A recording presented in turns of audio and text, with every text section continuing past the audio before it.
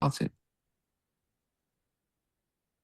Bonsoir mes chers amis, et on va poursuivre l'histoire de Abraham Avinu qu'on avait démarré la semaine dernière avec la paracha de Lech Lecha. Et comme je l'avais annoncé d'ailleurs, si vous en souvenez, donc j'avais dit qu'il y avait deux parachiotes qui sont consacrés à notre patriarche Abraham. On avait longuement parlé d'Abraham, il y aurait tellement de choses à dire sincèrement sur un personnage clé comme l'est Abraham, le fondateur, le patriarche des patriarches. Adam Agadol, Anakim, l'homme le grand parmi les géants. Donc imaginez tous les qualificatifs qu'on a trouvés pour Abraham.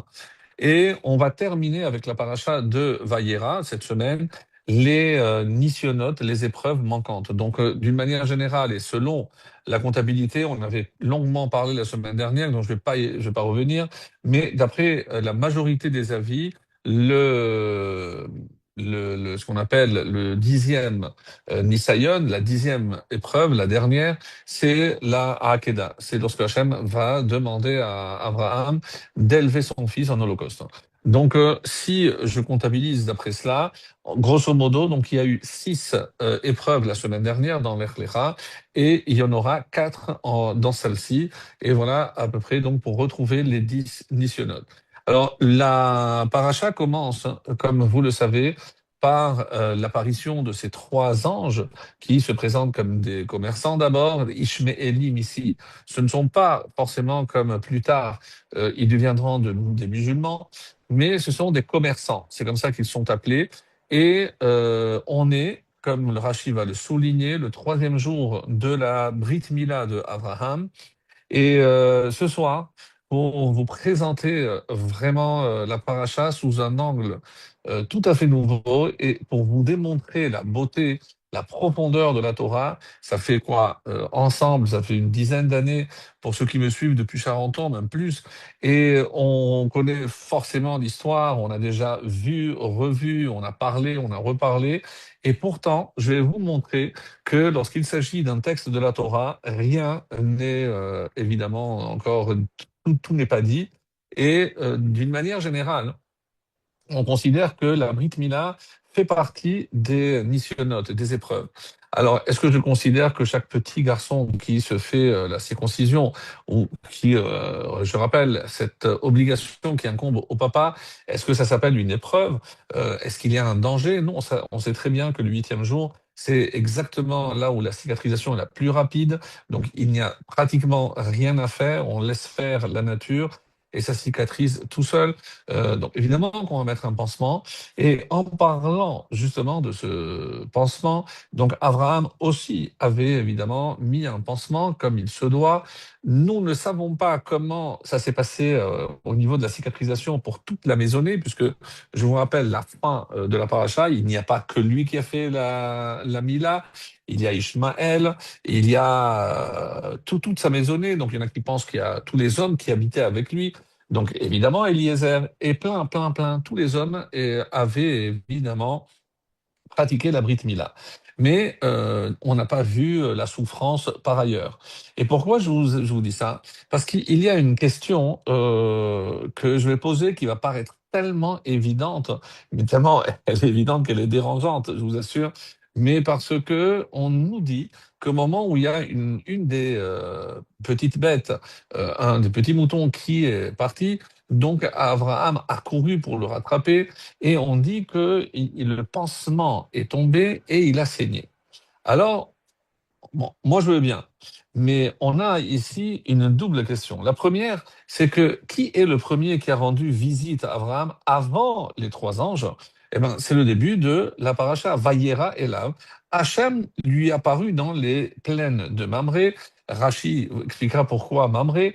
Mais en tout cas, Hachem est venu. Qu'est-ce qu'il est venu faire? Bikur Cholim. Alors, j'ai une question qui n'est pas, encore une fois, très évidente, qui n'est pas de moi, bien sûr, mais si Hachem Rofer kol basar mafli laasot, comme on le dit chaque fois qu'on fait ses besoins. Donc c'est Hachem qui guérit toute chair. Donc Hachem, la seule présence de la Shekhinah, est-ce que ça n'a pas suffi à guérir Abraham? Et attention, parce que si vous me dites oui, mais bon, ça a saigné parce qu'il a pris un risque. Alors, je pose la question, si c'est Hachem qui guérit, alors pourquoi envoyer l'ange Raphaël? Si, vous avez compris la question, Raphaël est venu pour le guérir de la Mila. Ah bon, et tous les autres n'avaient pas besoin d'être guéris? je pose une question très simple. Donc, c'est vrai que c'est Hachem qui guérit, alors pourquoi envoyer Raphaël? Si Hachem lui-même est là, donc on n'a pas besoin d'un envoyé. Donc, et si je dis que non, Hachem, eh ben, il n'a fait que Bikur Cholim, et oui, je connais, parce que quand on dit qu'on rend visite à un malade, on lui prend un soixantième de la maladie, mais pas tout. Donc il restait un petit peu, et peut-être que ça, je peux dire que l'ange Raphaël est venu pour compléter ce que Hachem n'avait pas. Je dis alors quoi, Raphaël a plus de dons de guérisseur que Hachem lui-même? C'est un vrai problème. Donc, on ne comprend pas très bien ce qui se passe. Je vous assure, c'est que quand j'ai découvert cette question en préparant le cours, je me suis dit, mais comment on peut lire un texte année après année et on ne se pose pas de questions? Comment on se dit, mais c'est vrai. Alors, on dit, et ça, c'est une autre lecture que je vais vous proposer aujourd'hui, parce qu'on dit qu'il a couru derrière. Il a couru et il dit, ne passe pas ton chemin. Alors, à qui il s'adresse? Donc, Ve'ekrapat lechem. Alors, on dit, Vayaros likratam, Vayomar Adonai imna matzati chen be'enecha, à tes yeux. Donc, il parle à un seul. Al nata avor me'al avdecha. Donc, ici, littéralement, ne passe pas devant ton serviteur. Mais pourquoi ne passe pas? Pourquoi ne passez pas? Donc, est-ce que ces serviteurs s'apprêtaient à partir? Non. Mais vous vous rappelez certainement, je pense qu'on avait en plus rappelé cela l'année dernière ou il y a 2 ans, je ne me rappelle pas, on avait cité le Chidouché Harim avec une explication merveilleuse de comment expliquer que si je considère que l'ange Gabriel, qui est venu pour détruire Sédom, alors la question est, qu'est-ce qu'il est venu faire chez Abraham? Donc, il n'avait rien à faire, donc il aurait pu continuer sa route.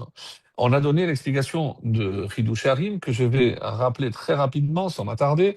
Mais ce que je vous propose cette année, c'est la chose suivante. En lisant ce texte, c'est au singulier. Donc, effectivement, Gabriel n'avait rien à faire chez Abraham. Donc, lui, il poursuivait sa route. Donc, Raphaël venait pour guérir. Michael pour annoncer la bonne nouvelle de la naissance. Alors, Gabriel, évidemment, lui, n'a rien à faire ici.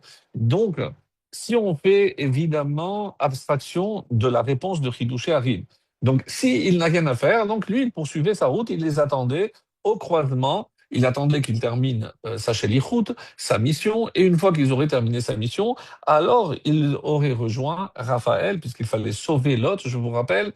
Donc il allait sauver Lot, et à ce moment-là, donc Gabriel, ben, il attendrait au croisement du chemin.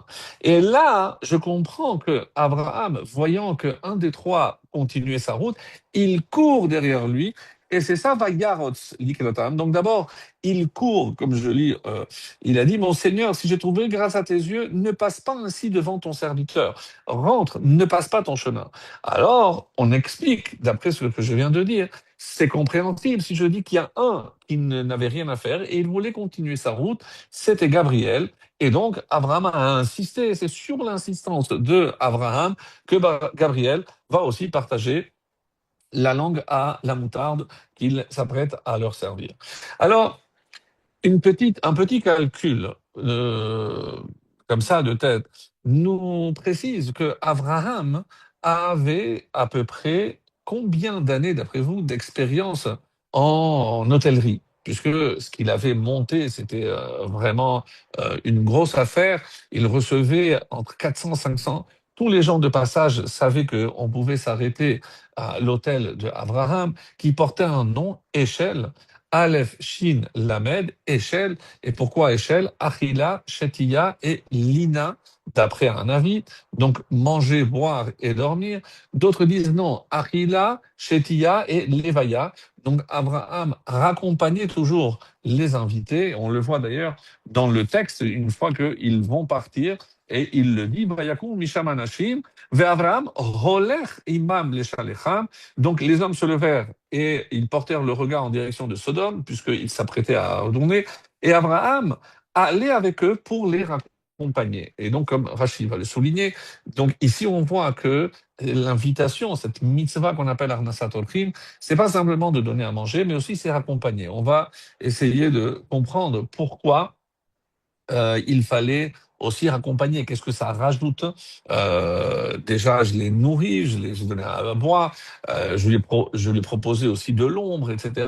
Donc, avec la chaleur, on est, comme vous le savez, à Pessah, donc il fait très chaud. Donc, bon, il n'y avait pas de frigo.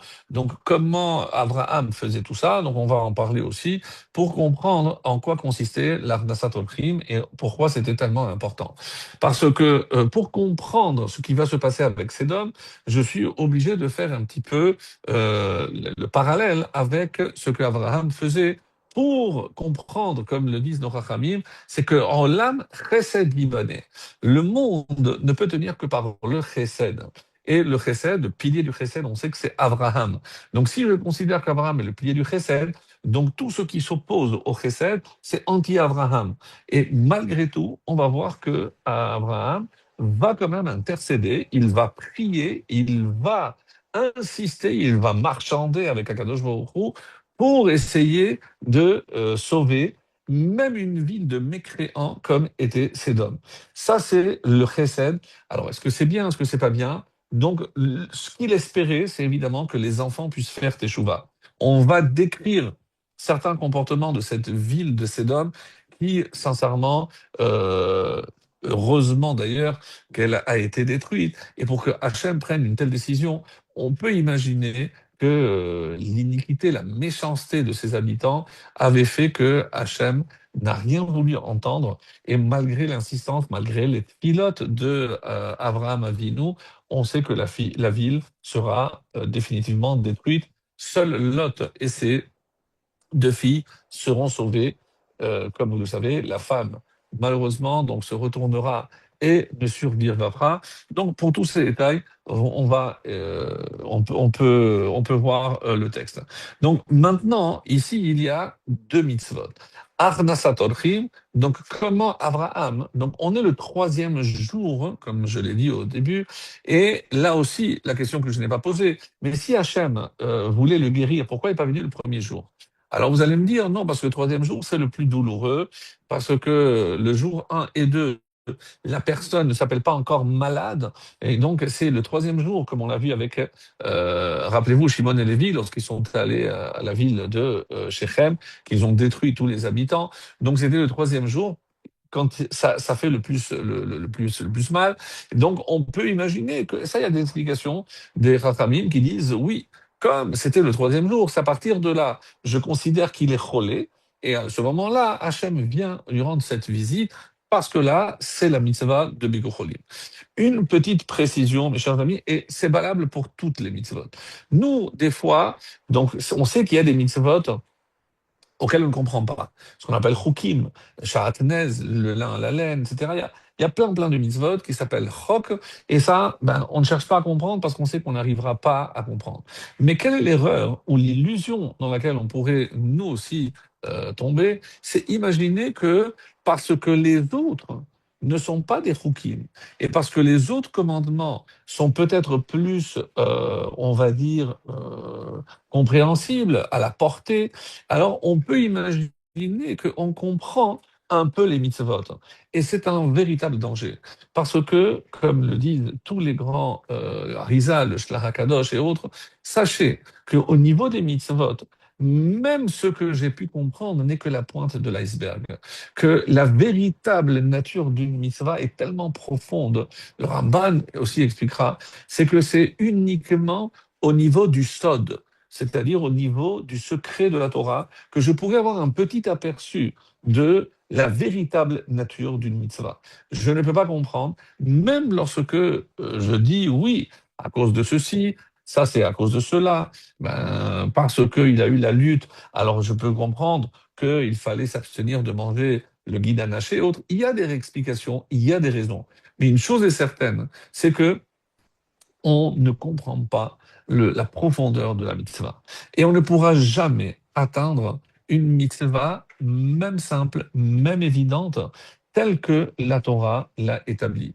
Parce que quand on n'a pas ce niveau-là, et c'est encore une fois, comme je l'ai dit, c'est vraiment au niveau de la profondeur de la Torah, et ça, c'est donné à très peu de gens de pouvoir atteindre ce niveau de compréhension. Donc, en tout cas, nous, on sait que ça émane du Créateur, du Boré Olam, du maître du monde, et on se contentera de faire du mieux qu'on le peut, d'essayer de comprendre à notre petit niveau. On a un devoir. Donc tout le monde comprend que Ardasat Olchim, lorsque je sais qu'il y a des personnes qui sont seules, qui sont dans le besoin, donc essayer de leur apporter un peu de réconfort, ça, c'est logique. D'ailleurs, les Rachamim posent la question, pourquoi, si on réfléchit, pourquoi Hachem détruit la ville de Sédom? Parce que ils ne voulaient pas recevoir des invités, parce qu'ils avaient un lit pour mesurer. Si quelqu'un dépassait, on coupait les jambes, et s'il est trop petit, on les tirait. Mais ça représente quoi? Est-ce que vous saviez il n'y avait pas d'arbres à Sédom?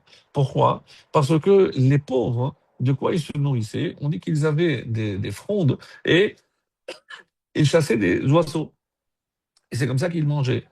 Ils ont décidé, les juges et peut-être le maire de Sédom, a dit plus d'arbres, plus d'oiseaux, plus de pauvres.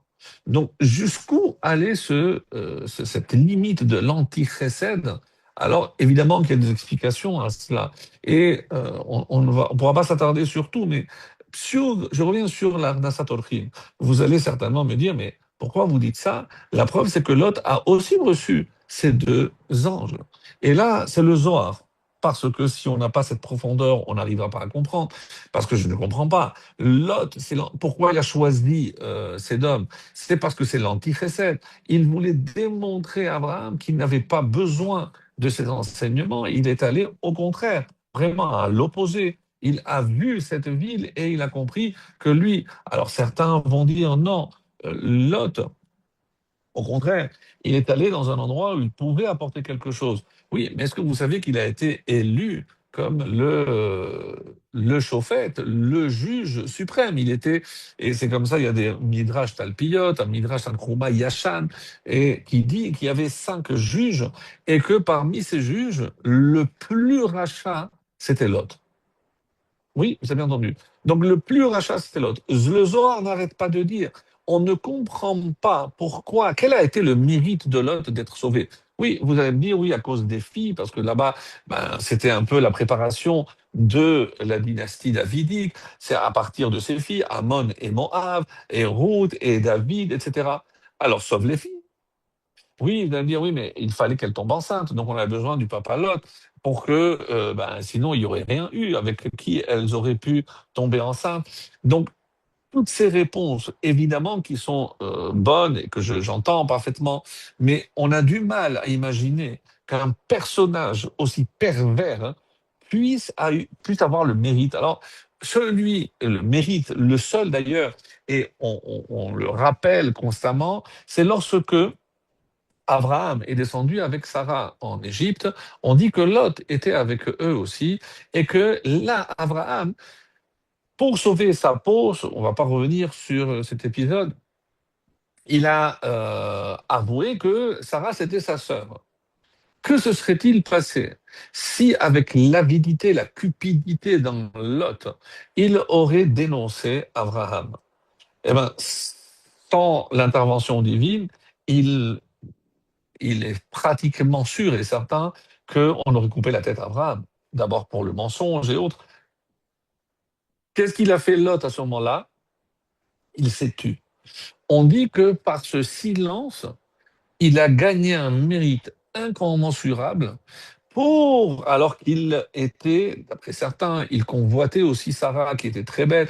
Donc, il y a plusieurs opinions, on ne va pas toutes les citer, mais vous pouvez consulter les Midrashim et autres. Donc, nous, on essaie d'apporter un nouveau regard et je vais me concentrer vraiment sur la partie que je voulais développer avec vous ce soir. Donc, évidemment qu'on peut partir dans tous les sens parce qu'il y a tellement de choses à dire, et c'est ça ce qui est la beauté lorsque on voit la richesse de ces parachiotes, on reste vraiment éberlué. On pourrait partir en vadrouille quasiment dans tous les sens.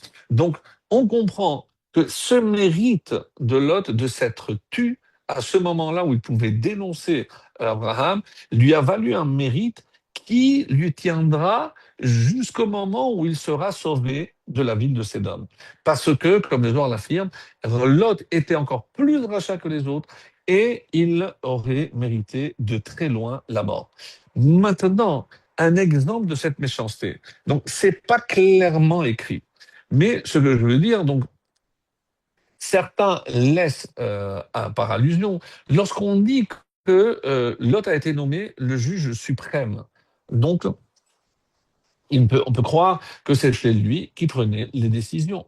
Donc, lorsqu'on s'est rendu compte qu'il y avait un pauvre qui, malgré tout, le manque d'arbres, le manque d'oiseaux, il survivait, il avait l'air en forme, il n'avait pas l'air ni fatigué ni affamé. Donc, on a décidé de suivre ce pauvre et on s'est rendu compte qu'il y avait une jeune fille que le nourrissait en cachette. Cette fille n'était autre que la fille de Lot. Donc, comme quoi, même lorsque les parents ne sont pas au top, ça peut donner des enfants qui dépassent dans certaines mesures les qualités des parents et vice-versa aussi. On peut avoir des parents avec de grandes qualités, ce ne sont pas des qualités qui sont innées ou héréditaires, donc chacun doit mériter et lutter pour atteindre ces niveaux-là. Donc cette fille-là a été attrapée. Quelle a été la sentence? La sentence de cette fille, c'était de la dénuder, de l'enduire entièrement avec du miel et la laisser exposer. Alors, c'est vrai qu'on peut imaginer les centaines d'abeilles qui sont venues. Elle est morte par les piqûres d'abeilles. Et une des explications que nous donnent les Chachamim, pourquoi c'est tellement cruel, je dis oui, parce que une abeille, elle ne tue pas. Donc toi, ce que tu n'as pas compris, c'est qu'un pauvre, ça ne dérange pas, mais un pauvre va attirer d'autres pauvres, etc. Et nous, on ne peut pas, on ne veut pas.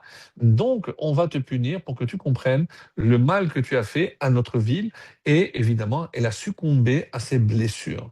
Alors, si je considère que Lot était le juge suprême, qui donc a pris la décision de donner une telle sentence à cette jeune fille?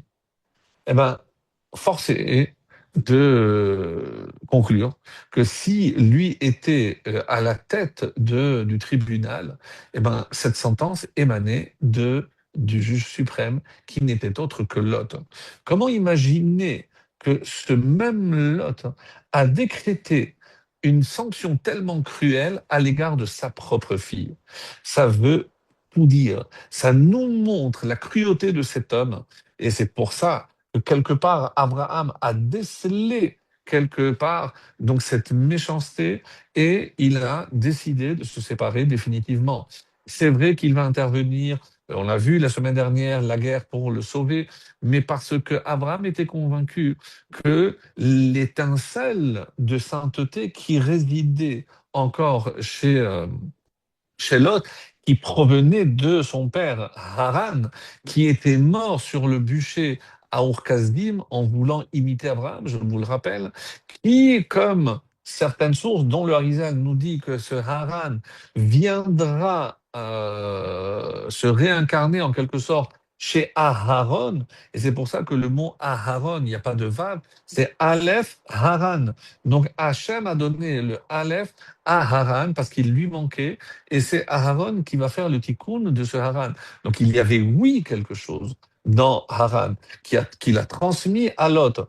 Et comment on va récupérer cette étincelle de sainteté de l'autre? Eh bien, évidemment, à travers ces deux filles et à travers Ammon et Moab, fruit de l'inceste, évidemment, mais on va retrouver deux colombes qui ne sont autres que Ruth, la Moabia, et Naama, la Ammonite.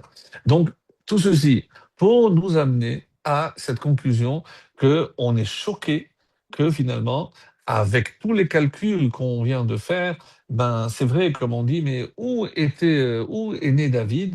Dans une grotte. Et la preuve, c'est qu'il n'avait pas emporté du vin. Donc on dit que c'est le malheur qui a préparé du vin pour que les filles puissent enivrer le papa, pour avoir une relation et mettre au monde ces deux enfants que seront Ammon et Moab. Donc, je reviens maintenant à Arnasatokhin. Et la question qui est posée, pour quelle faute la ville de Sédom a-t-elle mérité d'être détruite?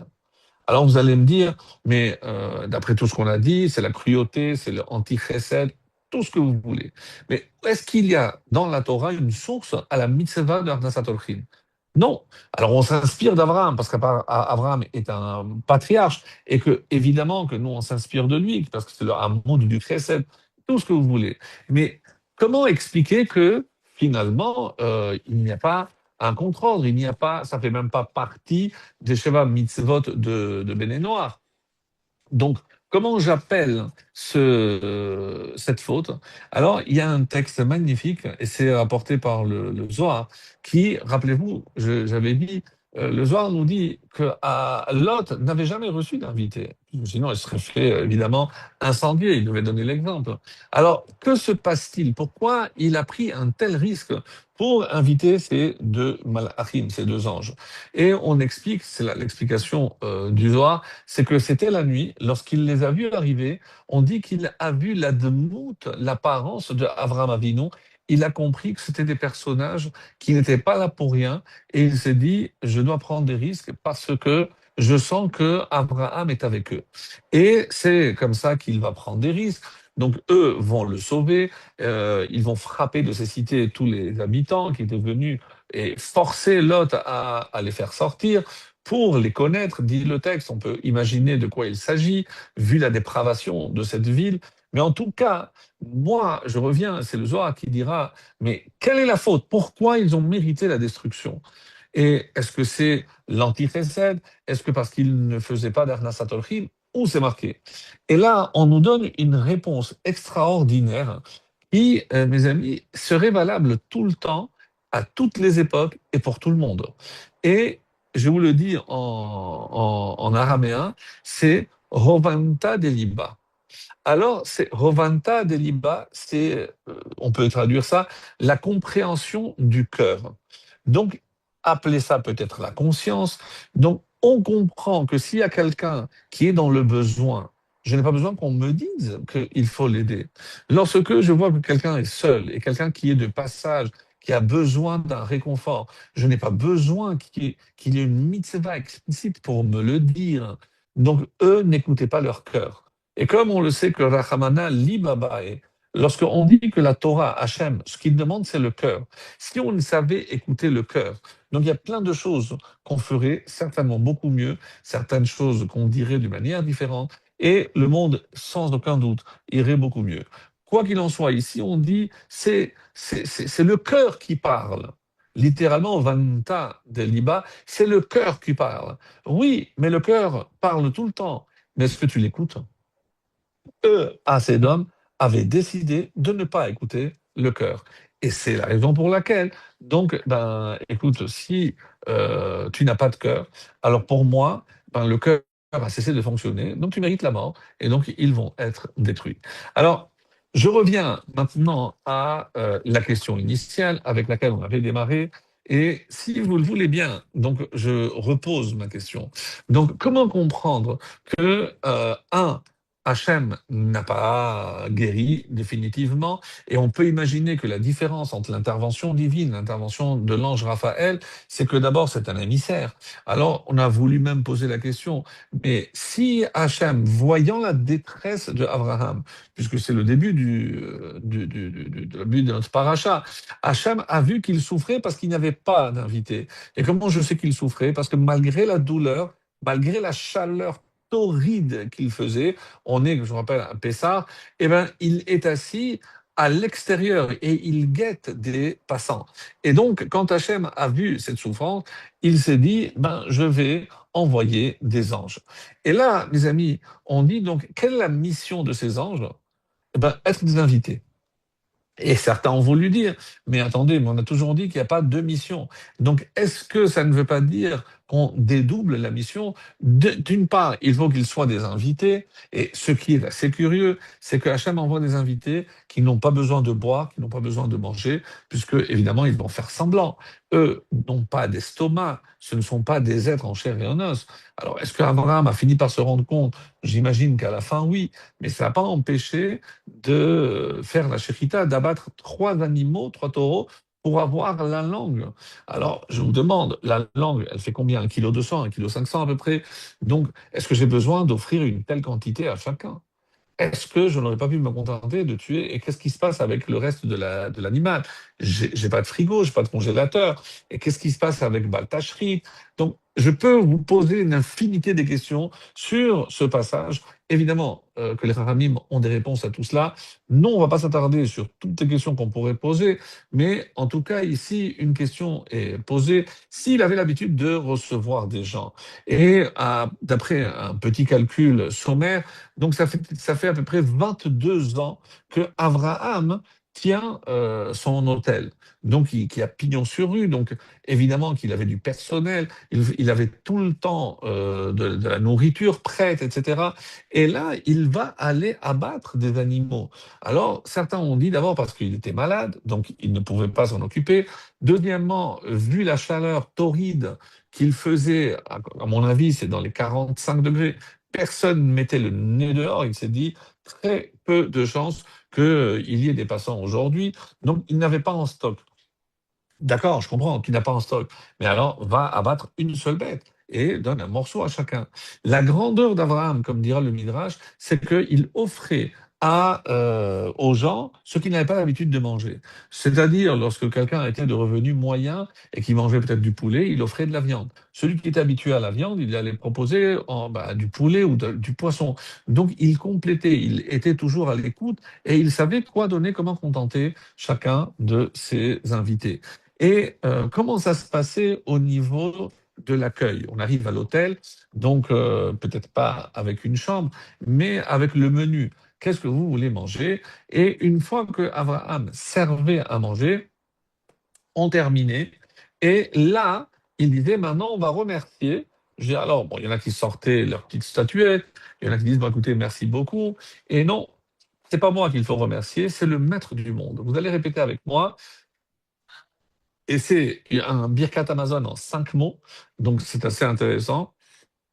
Baruch kel olam she'achalnu mishelo. Bénis le maître du monde parce que nous avons mangé de ce qui est à lui, Mishelo. Baruch she'achal mishelo. Donc on a repris un peu cette formule. Nous, lorsqu'on fait un bimoun, on mange à 3 ou à 10. Donc on utilise cette formule qui est basée sur le Birkat Amazon instauré par Abraham Avinu. Et donc, lorsque les gens disaient ah non, non, mais qui est ce créateur? Non, non, non, non, non. Je dis non, moi j'ai mes divinités, je dis, très bien. Alors il allait à la caisse, je dis voilà, le steak c'est 200 euros, les boissons, je quoi? Mais vous êtes en plein désert, mais vous croyez quoi? Mais vous savez tout ce que ça me coûte, moi. Et donc il avait une note tellement salée que soit il disait non, enfin, je préfère Birkat Amazon. Donc, qu'à cela ne tienne, mitor shelo lishma balishma, même si c'est pour économiser une grosse somme.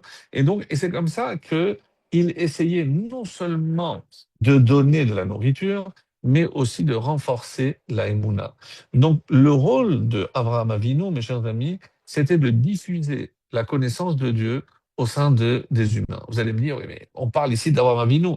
Je sais que tout le monde peut se poser la question, je dis, mais comment moi je peux me comparer à Abraham Avinu? Qu'est-ce que moi je peux apporter au monde? Qu'est-ce que moi... Je dis, mais écoutez, on se trompe parce que chacun est doté sans aucun doute de qualités qui pourraient faire déjà qu'il ait une influence sur son cercle le plus restreint, peut-être même un peu plus. On ne peut pas imaginer, lorsque vous invitez quelqu'un, évidemment qu'il ne s'agit pas simplement de donner à manger, mais c'est aussi donner un sourire, donner de l'importance, donner de la chashivut, de la valeur à quelqu'un. Et là se cache peut-être ce secret de l'évaïa. Donc, où est-ce qu'on retrouve d'ailleurs le manque, à quoi ça peut entraîner? Il est écrit, celui qui n'accompagne pas son invité, c'est comme s'il le condamnait à mort. À quoi ça fait allusion? Rappelez-vous, puisque c'était la dernière chose que Yosef, avant de disparaître pendant 22 ans, avait étudié avec son père Yaakov, et pour le lui rappeler, quand il a envoyé les Agalotes, donc Egla, papa, ça, ça fait peut-être 22 ans on s'est séparés, mais j'ai pas oublié tout ce que j'ai étudié avec toi. Et je sais, comme tu m'as enseigné, qu'il faut accompagner, parce que sinon, la personne peut se faire tuer. Donc, il faut accompagner. On dit que Jacob avait accompagné quelque part aussi. Et donc, c'est pas que je fais avec la personne que j'ai invitée, c'est pour lui montrer que j'ai de la peine de me séparer de lui. c'est pour lui montrer que mon objectif, c'était pas simplement te donner à manger, mais ça, donner à manger, c'est nourrir le corps. Mais il y a aussi l'autre versant, c'est comment je nourris l'âme de la personne. Oui, je sais, vous allez me dire, vous faites un Dvar Torah, vous lui parlez d'Hachem, la création du monde, magnifique. Mais comment je nourris l'âme de cet invité, c'est en lui donnant du kavod, en lui donnant du respect. Rappelez-vous, lorsqu'on a dit que ta maison doit toujours être ouverte aux aniyim. Et juste après, qu'est-ce qui a marqué? Ne parle pas trop avec ta femme. Alors, bon, il y a plein d'explications qui ont été dites sur ce passage, mais il y a une toute simple. Quelle est la juxtaposition? Lorsque que tu invites quelqu'un de pauvre, eh ben, toi, tu t'estimes déjà sorti de ton obligation parce que tu l'as accueilli, tu l'as donné à manger, il a bien mangé, etc. Bon, il est assis à table et il a de quoi se nourrir, et tu continues à parler normalement avec ta femme. Je dis, mais non, si tu invites des pauvres, c'est pas uniquement pour lui donner à manger et toi tu continues à parler avec ta femme en l'ignorant. Donc ça c'est l'explication la plus simple. Non, tu dois lui donner du kavod, tu dois lui donner de l'importance, tu dois lui donner du respect. Et le respect, c'est en lui adressant la parole, en lui donnant de l'importance. C'est pour ça qu'en hébreu, kavod, c'est kaved, en donnant du poids à quelqu'un. Et comment? Parce que quand je l'accompagne, ben, normalement j'accompagne quelqu'un qui est important. Donc il se dit quoi? Il se dérange pour m'accompagner, etc. Waouh. Ça, c'est nourrir l'âme. Et c'est ça le secret de Arnasat Orchim, qui ne constitue pas seulement à nourrir le corps de la personne. Non, parce que si c'est une personne qui est seule, qui est abandonnée, eh bien évidemment, c'est lui donner la chaleur de la famille, la chaleur du foyer, et c'est pas que la nourriture. Les gens confondent et pensent que Arnasat Orchim, c'est uniquement de la nourriture. Non, c'est pas ça. La vraie nature profonde d'Arnasat Olchim, c'est donner de l'importance à la personne. Et c'est pas uniquement en lui donnant de la nourriture, c'est en lui donnant un sourire, du respect, de la valeur et de l'estime. Donc, il va se sentir important parce que je m'adresse à lui, je me lève pour l'accompagner. Eh ben, c'est ça la véritable nature de la mitzvah il ne faut pas négliger du tout, mes chers amis. Donc, je reviens à ma question. C'est vrai que je tourne autour du pot encore. C'est pour maintenir un petit peu le stress. Comment je vais essayer de comprendre que ni Hachem a réussi à guérir, parce qu'il a pas voulu peut-être le guérir. Et si je dis qu'Hachem ne l'a pas guéri, il faut que je comprenne pourquoi. Ça, c'est d'une part. Et d'autre part, qu'est-ce que Raphaël vient faire ici si je dis que la Mila ne nécessite pas d'une intervention miraculeuse ni célestiale? Bon, bah, écoutez, la Mila est un acte aujourd'hui extrêmement courant, c'est pas une intervention chirurgicale à cœur ouvert. Oui, on va demander l'intervention divine. Hachem enverra à Raphaël son malheur. Alors, c'est vrai que comme il est dit que pourquoi une guérison opérée par Raphaël, même si c'est l'ange de la guérison, eh ben, c'est pas total, c'est pas absolu, parce que lui, c'est sa mission. Donc il y a le service après-vente. Donc tant que quelqu'un est malade, donc il va revenir. Et c'est pour ça que il ne va pas guérir définitivement. Or, lorsque Hachem guérit, Yérapé, comme c'est marqué d'ailleurs, c'est pour ça que on peut comprendre, Refaeni Hachem, guéris-moi, VRAP, et je serai guéri. Donc si c'est toi qui interviens, ben, mieux que n'importe quel chirurgien au monde, je sais que c'est toi qui interviens, je serai guéri. Mais guéri, la chaloutine, les olam. Donc il n'y a plus rien à craindre, puisque c'est Hachem qui est intervenu directement. Alors, on a dit, oui, mais peut-être que c'est la maladie. Est-ce que quelqu'un qui a fait la Mila s'appelle malade? Ben non. Et j'ai un autre problème d'ailleurs, dont je n'ai pas parlé, mais comme vous vous en souvenez très certainement, donc on sait que chacun des Havot a demandé des épreuves à Hachem. Abraham a demandé les signes de vieillesse. C'est pour ça qu'il a commencé à blanchir, parce qu'il ressemblait trop à son fils. Donc on les confondait. Il a dit, donne des signes extérieurs.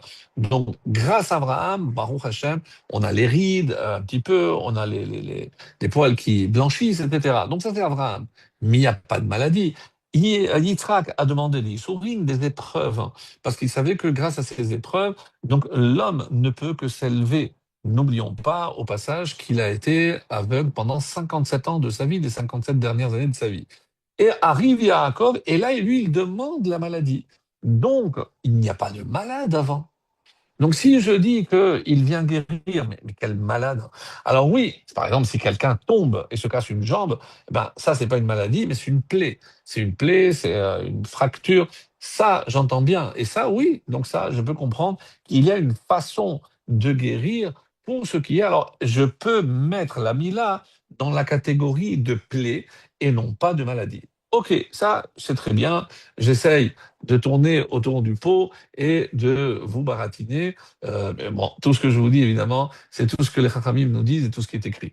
Mais ceci dit, il y a l'explication que moi j'ai trouvée merveilleuse, celle du Chida. Le Chida qui va me donner une réponse extraordinaire, extraordinaire. Il a dit, si quand Hachem vient et qu'Abraham ne guérit pas entièrement, puisqu'on voit qu'il saigne, que le pansement tombe, alors peut-être qu'il faut se dire que Hachem ne voulait pas le guérir. Hachem ne voulait pas guérir, mais comment je peux imaginer une chose pareille? Parce que Abraham, quand il a dit, Italer lefanaï ve'yetamim, marche devant moi et sois intègre. Alors, je sais que ça va choquer certains, mais on a cité la semaine dernière, il me semble, Admon de Kleisenberg, donc le Admon de Tzantz. Donc, lui, comment il interprète Yetamim? Tamim, encore une fois, ça va choquer, je ne parle pas de halakha. Je parle ici de hashkafa, la vision du monde.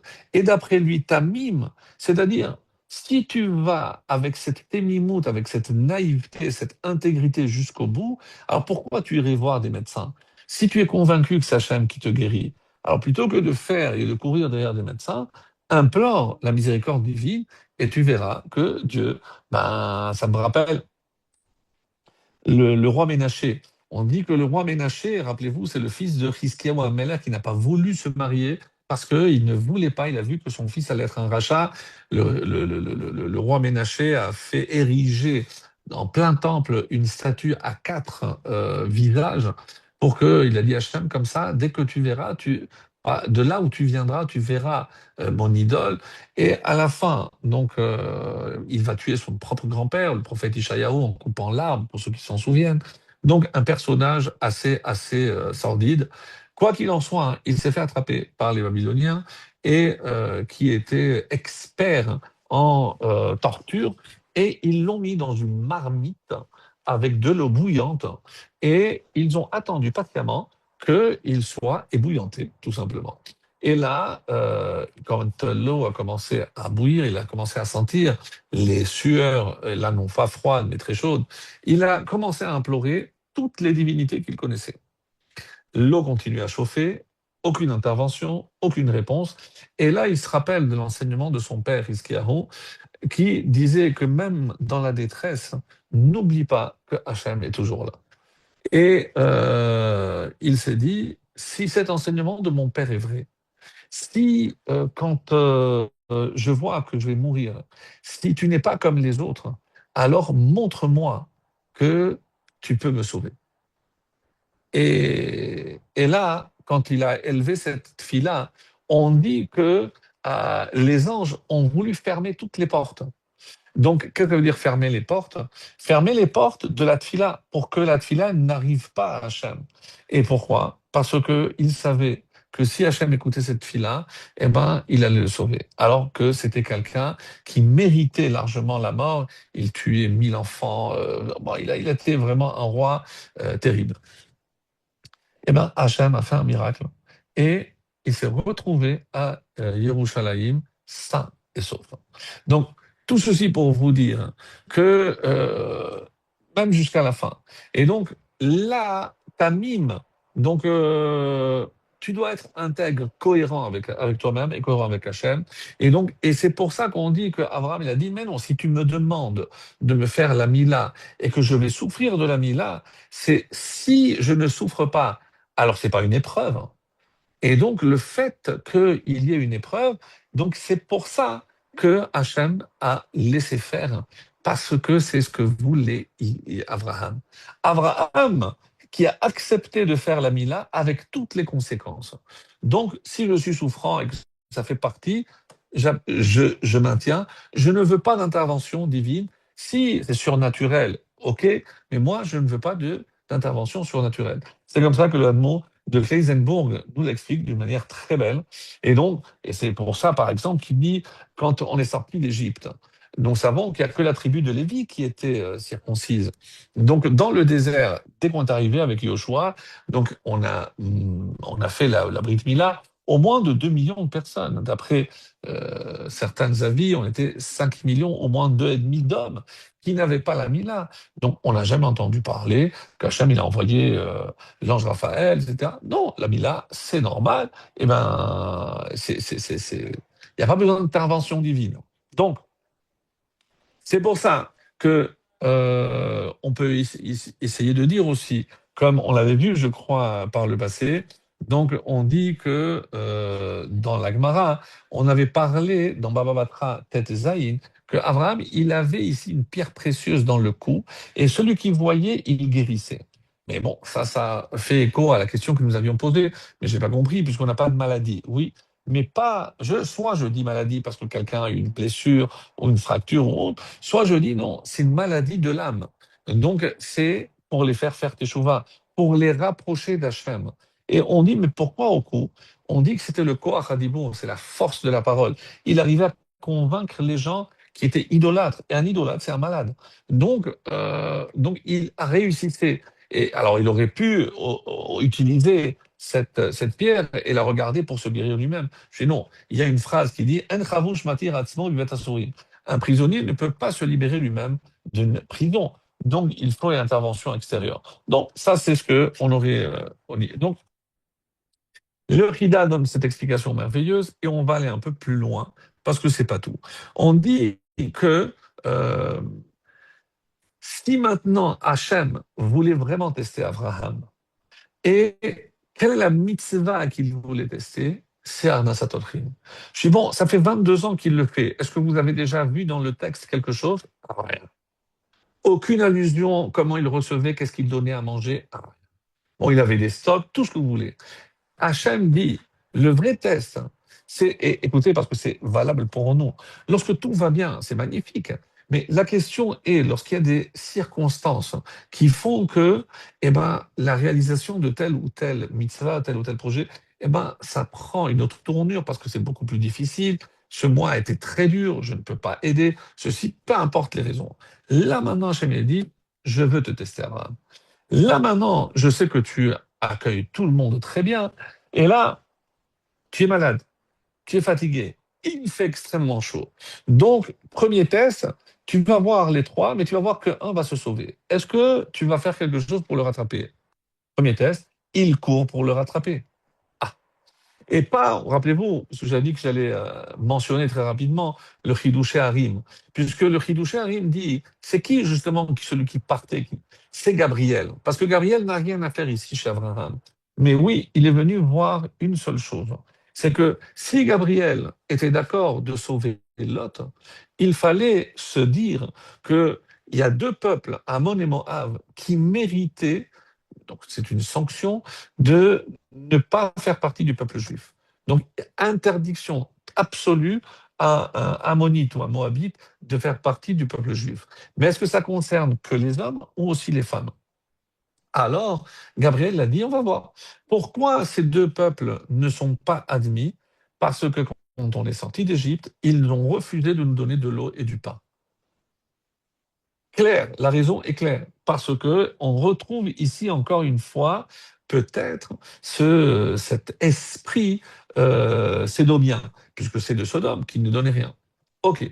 Donc, et ils se sont dit, mais pourquoi ils n'ont pas donné? Parce qu'ils n'ont pas reçu les gens comme il se doit. Mais normalement, qui c'est qui reçoit les invités? C'est les hommes, les femmes ou les deux. Donc, si je vais voir Abraham, c'est lui qui va décider. Et maintenant que je rentre chez Abraham et je pose la première fois une question qui peut paraître complètement déplacée, où est ta femme? Est-ce qu'elle est là et elle n'est pas sortie? Est-ce qu'elle est allée faire des courses ou autre?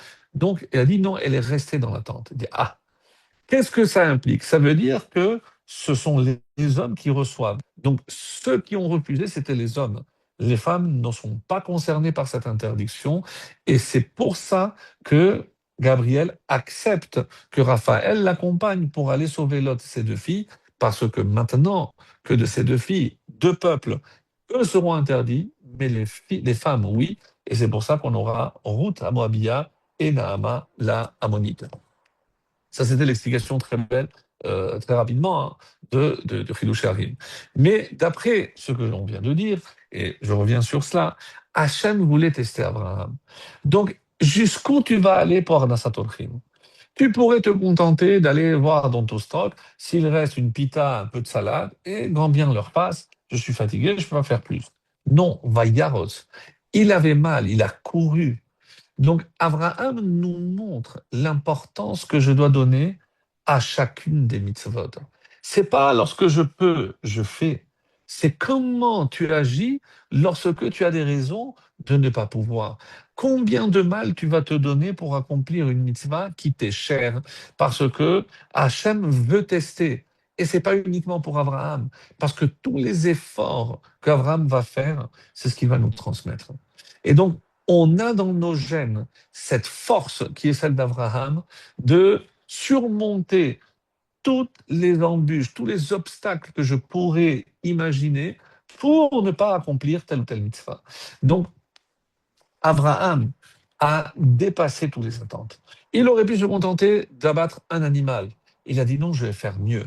Parce que je sais que je n'ai pas la force, mais je vais courir chercher cet animal qui s'est sauvé. Je vais abattre trois animaux. Je m'arrangerai après avec la viande qui va rester. Je vais cuisiner plus d'un kilo par personne. Je ne sais pas combien ils vont manger. Et surtout, on met l'accent sur Chem'a et Chalav. Chem'a et Chalav, deux termes qui sont le beurre et le lait. Donc, les deux termes commencent par chet, c'est le chesed. C'est curieux, mais Abraham ne sert pas du vin. Le vin, c'est din. La viande aussi, c'est din. C'est pour ça que ça vient après. Mais avant tout, c'est le chesed.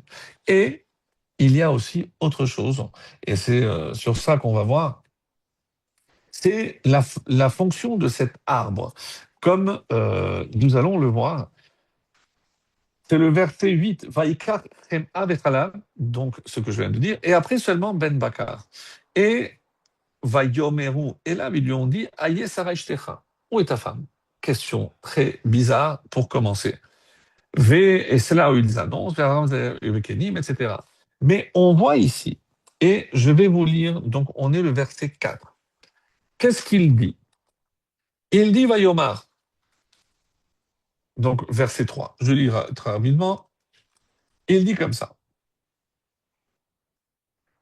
Euh, Mon Seigneur, si j'ai trouvé grâce à tes yeux, ne passe pas à ton serviteur, que l'on apporte un peu d'eau et lavez vos pieds, reposez-vous sous l'arbre. Ve'nisha'anu tatat ha'etz. Alors, c'est assez curieux, puisque que représente cet arbre? Donc, je ne sais pas si on a parlé par les années passées, mais tatat ha'etz, donc il y a le Midrash Talpiyot, le Mégalia Mukot, qui dit que, pourquoi on dit ha'etz? Il y avait un arbre particulier. Alors, il y en a qui disent que cet arbre décelait ce qui faisait la Vodazara. Donc, s'il étendait les branches, c'était bien, donc il n'était pas au Vodazara. Si il refermait, il fallait laver les pieds pour enlever toute trace de Avodazara. Et qu'est-ce qu'il recherchait, Abraham? Alors là, il y a quelque chose de très beau, et je vous lis le pasuk. Verachatsu raglechem vehisha'anu tachat ha'etz. Donc, on a dit, vous lavez vos pieds et vous pourrez vous reposer sous l'arbre. Et on fait remarquer ici, si je prends les quatre derniers mots, Raglechem, Vehisha'anu, Tachata'ef, je prends les premières lettres, ce qu'on appelle les Rachetevot. Raglechem, c'est Resh, et Vehisha'anu, Vav, Tachat, c'est encore c'est Tav, Ha'et, He. Ces quatre lettres forment le mot Torah. Donc, qu'est-ce qu'il voulait transmettre? La Torah. Et qu'est-ce que la Torah? C'est la révélation d'Hachem. Et à travers quel biais? Alors regardez maintenant les fins de mots. Verachatsu, c'est vav. Raglechem, même. Veisha'anu, encore un vav. Tachat, un tav. Ha'etz, tzadik. Si je les mets dans l'ordre, mitzvot. Donc ces mots Le début donne Torah, la fin donne mitzvot. Tout le but d'Abraham, c'était de transmettre la Torah à travers les mitzvot. Il enseignait les mitzvot. Donc, il donnait pas que de la nourriture matérielle, il donnait beaucoup de nourriture spirituelle. Et donc, pour revenir maintenant, Veisha'anu tachat ha'etz, et on voit que à la fin, qu'est-ce qu'il faisait, comment il se tenait, Abraham, et il y a marqué,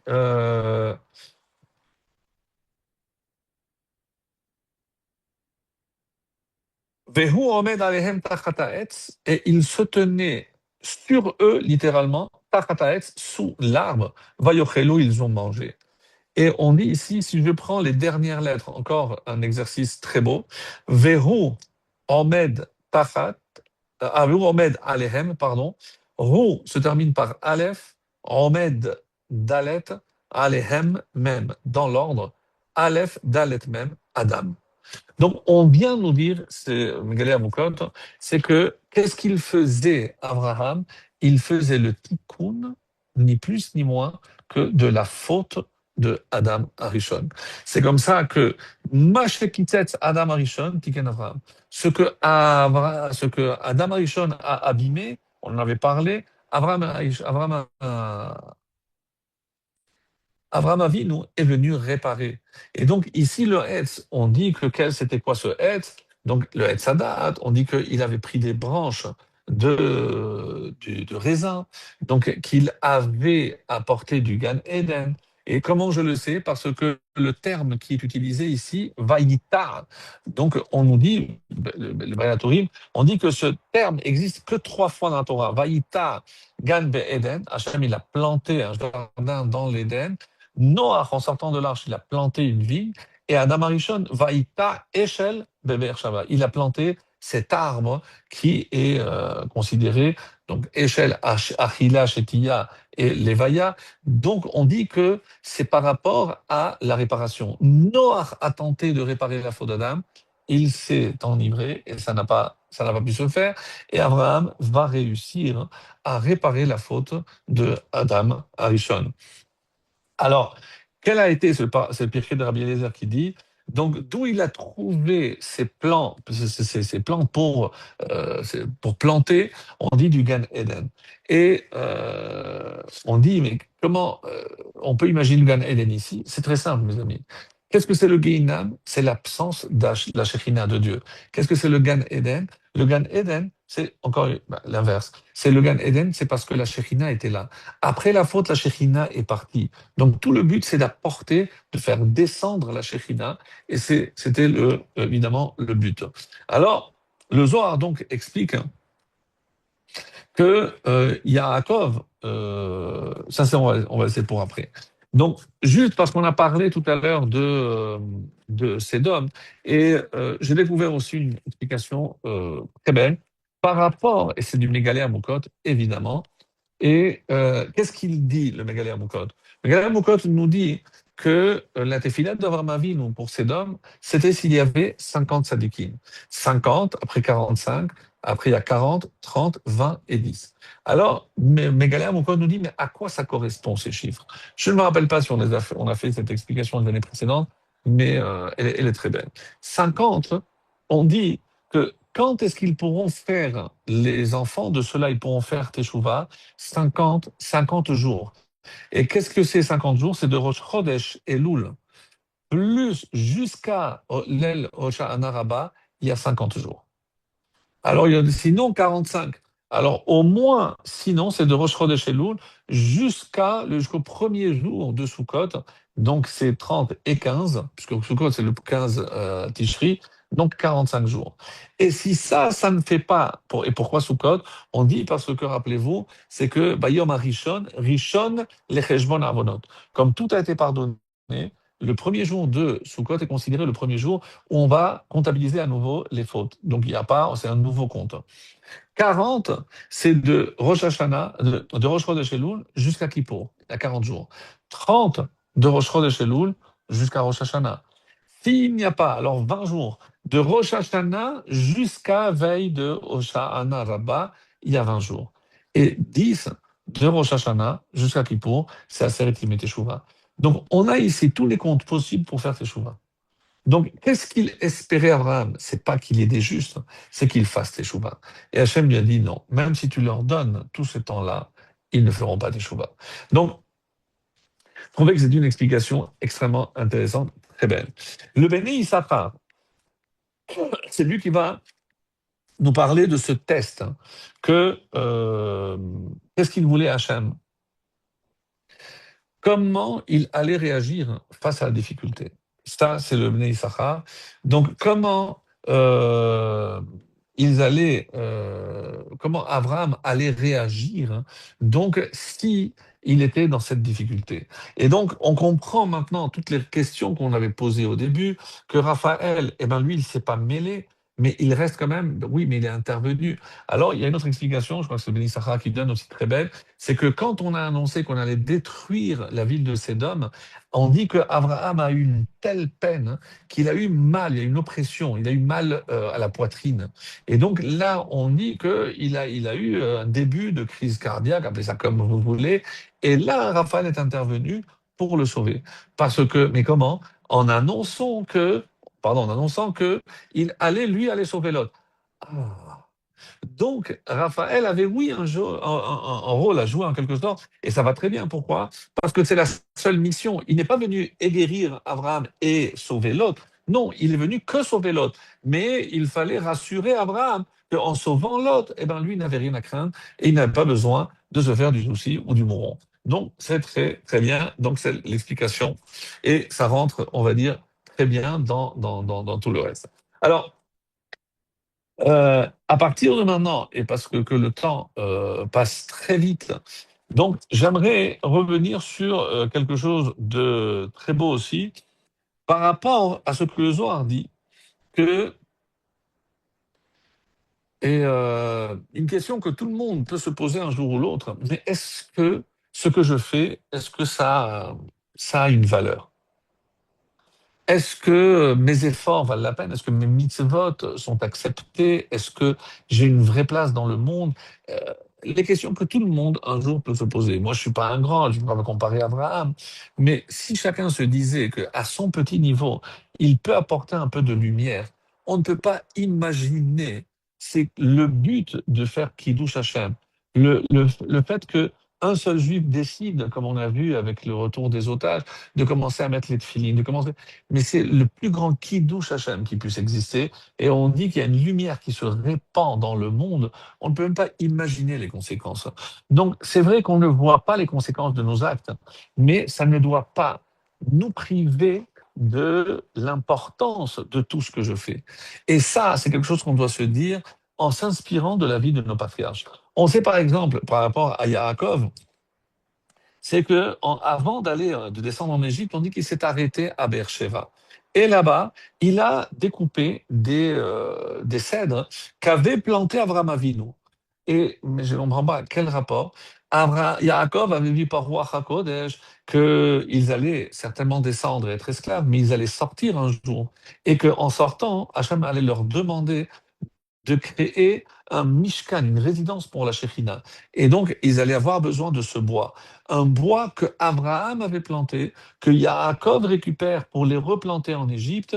Et pendant 200 ans, même les petits-enfants, ils voyaient ces adultes abreuver, s'occuper de ces arbres. Je dis, mais à quoi ça sert? Donc, c'est la Géoula. C'est avoir toujours en tête que on ne peut pas perdre de vue la Géoula, la délivrance finale. Donc nous, on a un but. On sait que le chemin a été très dur. Ça fait 2000 ans qu'on est en exil. Mais je dois me dire que chaque pas que je fais, je ne vois pas les cèdres, je ne vois pas des arbres, je ne vois pas forcément la lumière. Au contraire, des fois, j'ai l'impression qu'il y a plus d'obscurité que de lumière, malheureusement. Mais je dois rester convaincu que tout ce que je fais, c'est dans le but d'apporter de la lumière. Et plus il y a de la lumière, plus on va hâter la délivrance finale, la venue du Mashiach. Donc c'est ça, dans cette idée, qu'un juif doit toujours agir. Alors, ces arbres, et ça me rappelle, il y a une histoire de quelqu'un qui a vécu la Shoah. Il a réussi à se sauver et la mère qui était malade n'a pas pu se sauver. Elle avait donné à une de ses petites filles un collier. Et le père donc prend ses deux filles, mais il sait qu'il ne pourra pas traîner les deux filles et se sauver. C'était mission impossible. Donc il confie la plus petite à une famille catholique. Et Baruch Hashem, il a pu se sauver. Après, à la fin de la guerre, il a retrouvé la famille, mais au lieu de retrouver sa fille, il retrouve une très bonne catholique, très pieuse, très terrible de voir ça. Il la prend quand même, et alors que à la maison, c'est de plus en plus difficile, puisque elle continue toujours à prier, à ses Ave Maria, à ses machins, et le père, la patience, et il n'en pouvait plus. Et un soir, il entend des chuchotements, il ouvre la porte doucement, et il voit sa fille à genoux devant un crucifix en train de prier. Il n'en peut plus.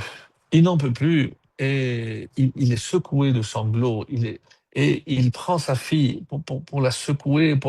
Et dans ce geste-là, il y a la chaîne qui portait beaucoup de petites décorations, la chaîne de sa mère, qui se brise et tout roule par terre. Et là, avec les larmes aux yeux, il prend sa fille et lui dit, ma fille, tu sais que le peuple juif, c'est comme cette chaîne. Donc chacun ajoute une petite pierre, mais tout le monde est dans la chaîne. Ce que tu fais, c'est ce que tu viens de faire, c'est tu casses cette chaîne. Tu ne peux pas, pour le souvenir de ta mère, pour le souvenir de ton peuple, parce que depuis Abraham, on est un peuple qu'on essaie de briser. Tu ne peux pas faire ça. Elle s'est jetée dans les bras de son père, elle a fait teshuva, elle a grandi. C'est son frère qui raconte qu'elle a une famille ultra orthodoxe, elle a des enfants dans la Torah et tout, quelque chose de merveilleux. Donc, tout le monde peut trouver sa place. Tout le monde peut et tout le monde a sa place, évidemment, et chacun a son rôle à jouer dans ce monde.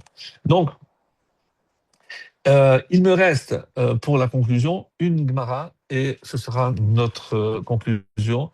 Une Gemara très belle que tout le monde connaît, mais à la lumière de ce que le Rama, Rabbi Menachem Azaria de Fano, un grand kabbaliste, va nous dire, eh ben, vous allez voir qu'il y a des choses assez étonnantes. Alors, on parle ici d'une histoire sur Nahum Ish Gamzo. On disait de Nahum Ish Gamzo qu'il était, je vous lis rapidement pour gagner du temps, qu'il était aveugle, donc c'est, pardon, ma Ta'anit 21a, qu'il était aveugle des deux yeux, qu'il lui manquait les deux mains, et qu'il était amputé de deux jambes, et en plus que tout son corps était couvert de pustules, de furoncles, de boutons. Il habitait dans une maison branlante, et les pieds de son lit étaient placés dans des récipients d'eau. Pourquoi?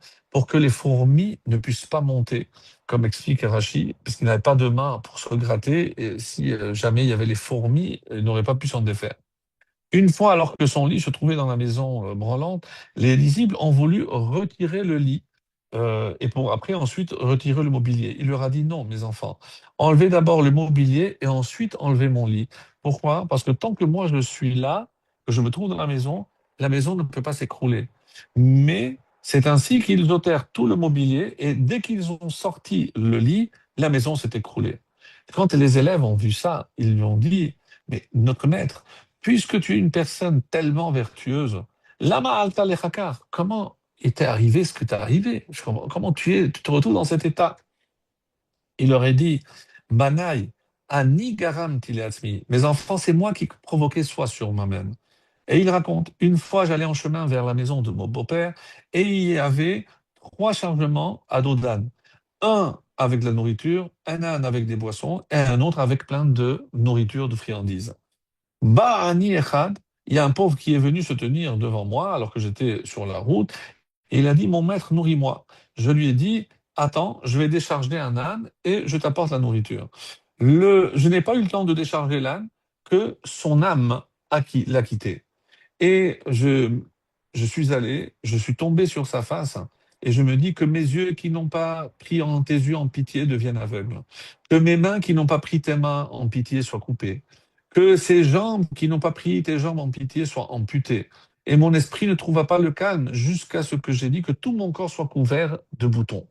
Et ils lui ont dit, Oilanu, malheur à nous qui t'avons vu comme ça. Il dit non. malheur à moi si vous ne m'aviez pas vu comme ça. Et ensuite, on dit pourquoi on l'appelait comme ça. C'est la fameuse histoire où ils ont décidé d'envoyer un cadeau au César. C'est la suite de la Gemara, je vous résume. Et quand il s'est arrêté dans une auberge, donc les voleurs ont changé les pierres précieuses. Ils ont pris de la terre. Et quand il est arrivé, ils ont vu la terre. Il a dit, mais la terre, mais tu te moques de nous, on va te tuer. On dit que Yahuwah Navi s'est déguisé en gardien. Il lui a dit, non, mais c'est une terre particulière. C'est la terre d'Abraham Avinu. Et comment Abraham Avinu a vaincu les quatre rois? On dit qu'il lançait la terre, elle devenait des lances. Et on dit que le roi fasse un essai. Et lorsque il a vu que quand il lançait, ils sont allés conquérir une ville avec cette terre. Waouh! Il est revenu, je dois t'embrasser, écoute, donne-moi ce coffre, je te le remplis, et il est reparti avec des pierres précieuses. Et quand il est revenu à l'auberge, et chaque fois qu'il lui arrivait un malheur, il disait, bon, ça aussi c'est pour le bien. Il se retrouve avec la terre, ça aussi c'est pour le bien, etc. Et lorsqu'il est revenu, il a dit, qu'est-ce qui s'est passé? Comment ça se fait que... Qu'est-ce que tu as donné au roi pour qu'il te donne ça? Je lui ai dit, ben, c'est votre terre, puisque vous m'avez pris les pierres précieuses, je l'ai remplie de votre terre, et la terre ici, elle est miraculeuse. Ils sont allés, ils ont fait un essai, et comme ils ont vu qu'ils se sont moqués de lui, ils ont été tués, et lui se retrouvait avec le coffre à nouveau plein de pierres précieuses. Bon, ça c'est l'histoire. Mais ma question est très simple, hein. Par rapport à ce que le Rama de Pano va dire ici. Et qu'est-ce qui se passe? Si quelqu'un tape à la porte, je sais pas, vous avez un pauvre qui toque, je dis, écoutez, est-ce que vous avez quelque chose à manger? Je dis oui, attendez, ben, il faut le temps que j'aille à la cuisine et que je revienne. Donc, je ne peux pas imaginer qu'il est au seuil de la mort. Le temps d'aller chercher et de revenir, il meurt. Mais en quoi je suis coupable? C'est pas qu'il n'a dit que je ne peux pas me déranger parce qu'il faut que je descende du chameau, il faut que je descende de l'âne, que je... Il n'a pas dit ça. Je dis, laisse-moi, je vais chercher la nourriture chez l'âne. Donc, pourquoi il a mérité tout ça? Et la question est, mais qui lui a envoyé cette punition? Quand on dit que mes deux mains soient amputées, mais il a pris lui un couteau, il s'est coupé les mains. Il y a un problème, parce que c'est lui qui a amputé ses jambes, c'est lui qui s'est aveuglé. Comment il s'est envoyé lui-même le shekhin, les pustules? Ben, c'est Hachem qui lui a envoyé. Alors, si je dis que c'est Hachem qui lui a envoyé, alors je ne comprends pas. Pourquoi? Parce que, mais qu'est-ce qu'il a fait de mal? Pourquoi il mérite une telle sanction? Il n'y a pas de réponse. Dans la Gemara, on essaie d'expliquer, évidemment, c'est pour montrer que Hachem, il est très, très strict avec ceux qui ont un niveau exceptionnel. Nahum Ishgamzu avait un niveau exceptionnel. Et pour lui, le fait qu'il ne se soit pas assez dépêché est considéré comme une faute. Donc, ça fait partie des gens qui sont jugés par Midat Hadin, comme Rabbi Akiva, il ne méritait certainement pas cette mort atroce. Donc, bon, il y a des explications. Arrive le Rama de Pano, et il nous donne l'explication. Et qu'est-ce qu'il nous dit? Eh bien, écoutez, parce que c'est merveilleux. Alors, il dit, qui est Nahum Ishgamzo? Alors, on dit, et le Rama de Pano a écrit un livre qui s'appelle Sefer Hagilgulim, comme le Harizal, c'est le livre des réincarnations. Et il dit, ni plus ni moins, c'est cité dans son livre, Ki nishmato shel Lot nichnas benachum Ishgamzo.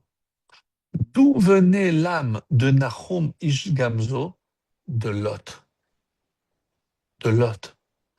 Donc, on doit attendre Nahum Ishgamzo pour que Lot puisse avoir son tikkun parfait. Pourquoi les yeux? Tu as vu ta fille et tu n'as rien fait. Pourquoi les pieds? Parce que tu étais d'accord qu'on coupe les pieds pour celui qui avait les pieds qui dépassaient. Parce qu'on coupait les mains à celui qui volait. Et donc, toi, tu étais le juge. Toi, tu étais le responsable. Et tu as permis que ta fille soit remplie de boutons, de piqûres. Donc, toi, tu vas subir toutes ces punitions pour expier l'âme de l'autre. Et Rav Lepano nous dit, et c'est comme ça que je peux comprendre que sinon, c'est incompréhensible ce qui est arrivé à l'autre. Mais avec Nahum Ishgamzo, comment il y a plus de 1000 ans qui séparent l'un de l'autre, Oui. Mais lorsque Hachem doit faire un tikkun, donc comme Abraham qui doit opérer le tikkun de Adam Arishon, que chacun doit faire son tikkun ici dans ce monde pour l'etaken olam bemalchut shagai. Donc nous, on doit l'etaken olam, on doit réparer le monde bemalchut en faisant rayonner la royauté divine. Donc, mes amis, c'est peut-être ça le secret. C'est que chacun a une mission. Et comme nous avons chacun notre lettre dans le Sefer Torah, chacun a sa partition, chacun a sa mission. Et personne ne peut empiéter sur la mission de l'autre. Donc, ne pas considérer qu'on n'est pas assez important, chas v'shalom. Si on est là, c'est qu'on a une mission. Si on est là, c'est qu'on peut apporter de la lumière. Et bien, qu'on fasse partie de ces descendants dignes de Abraham pour faire briller la lumière et que par toute la lumière qu'on fera briller, ben, Zrat Hashem, on puisse atteindre la délivrance, qu'on puisse voir très très vite la Shekhinah à nouveau à Yerushalayim dans le Beth Amikdash reconstruit.